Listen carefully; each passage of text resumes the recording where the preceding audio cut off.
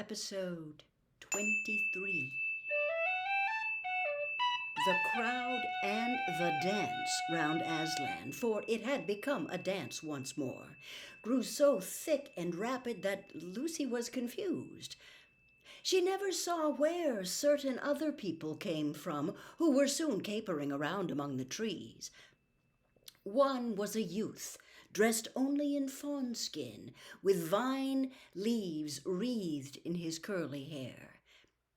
His face would have been almost too pretty for a boy's if it had not looked so extremely wild. You felt, as Edmund said when he saw him a few days later, "There's a chap who might do anything, absolutely anything." He seemed to have a great many names. Bromios, Basarius, and the Ram were three of them. There were a lot of girls with him, as wild as he. There was even, unexpectedly, someone on a donkey, and everyone was laughing, and everyone was shouting out, "Is it a rope, Aslan?" cried the youth, and apparently it was. But nearly everyone seemed to have a different idea as to what they were playing. It may have been tag, but Lucy never discovered who was it. It was rather like blind man's bluff, only everyone behaved as if they were blindfolded. It was not unlike Hunt the Slipper, but the slipper was never found. And what made it more complicated was that the man on the donkey, who was old and enormously fat, began calling out at once, "Refreshments! Time for refreshments!" And falling off his donkey and being bundled onto it again by the others, while the donkey was under the impression that the whole thing was a circus and tried to give a display of walking on its hind legs. And all the time there were more and more vine leaves everywhere. And soon, not only leaves, but vines. They were climbing up everything. They were running up the legs of the tree people and circling round their necks. Lucy put up her hands to push back her hair and found she was pushing back vine branches. The donkey was a mass of them. His tail was completely entangled, and something dark was nodding between his ears. Lucy looked again and saw it was a bunch of grapes. After that it was mostly grapes, overhead and underfoot and all around. "Refreshments! Refreshments!" roared the old man. Everyone began eating, and whatever hothouses your people may have, you have never tasted such grapes.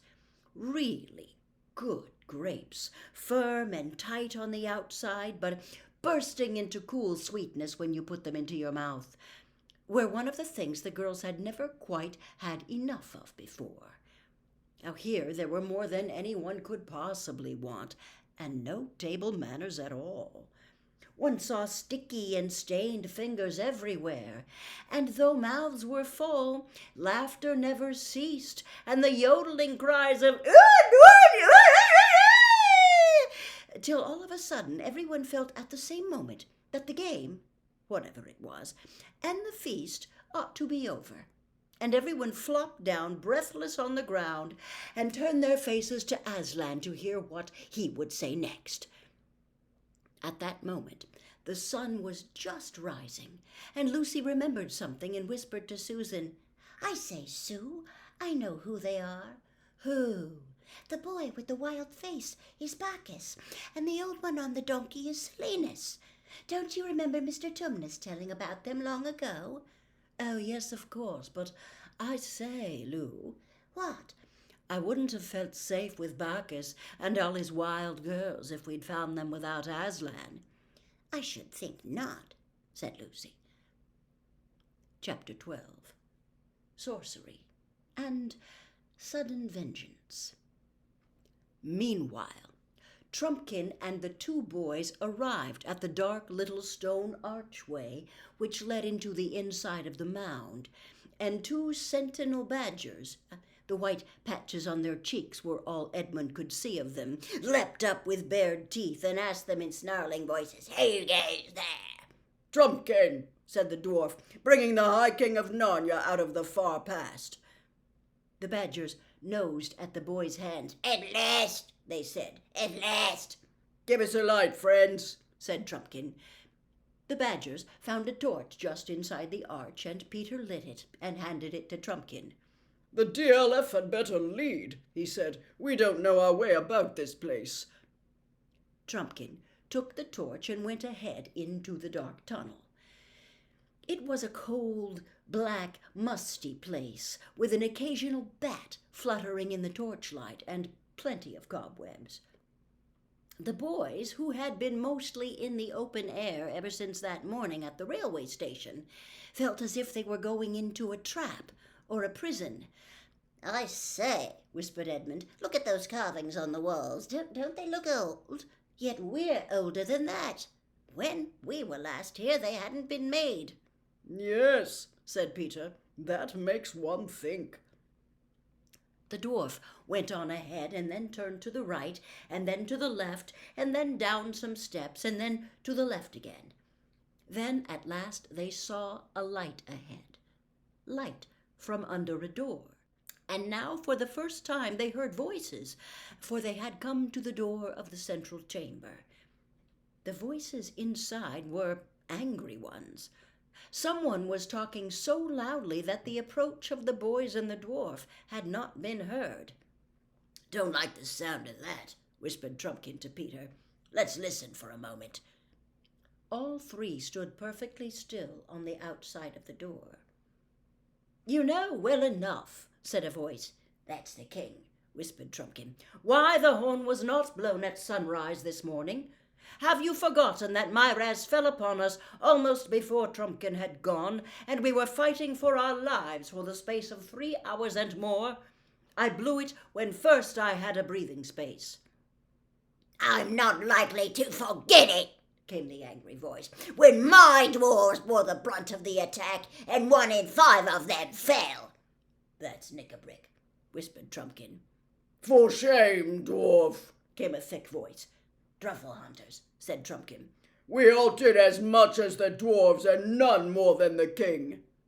"Tell that tale your own way for all I care," answered Knickerbrick. "But whether it was that the horn was blown too late, or whether there was no magic in it, no help has come.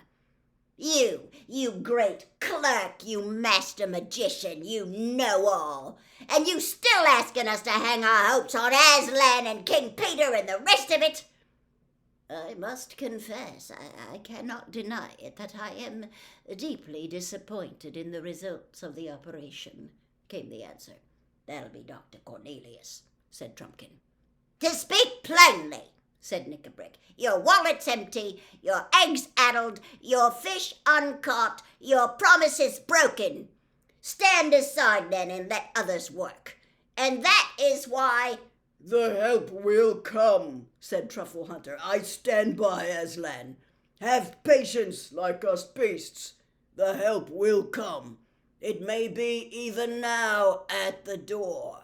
"Pah!" snarled Knickerbrick.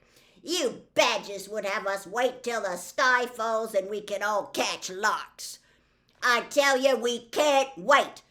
Food is running short. We lose more than we can afford at every encounter. Our followers are slipping away." "And why?" asked Truffle Hunter. "I'll tell you why. Because it is noised among them that we have called on the kings of old, and the kings of old have not answered.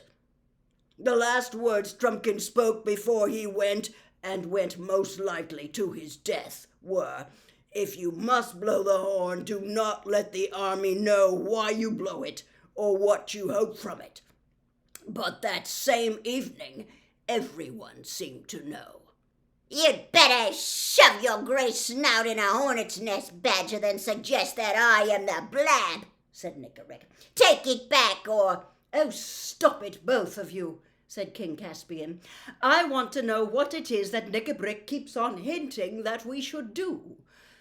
But before that, I want to know who are those two strangers and whom he has brought into our council, and who stand there with their ears open and their mouths shut.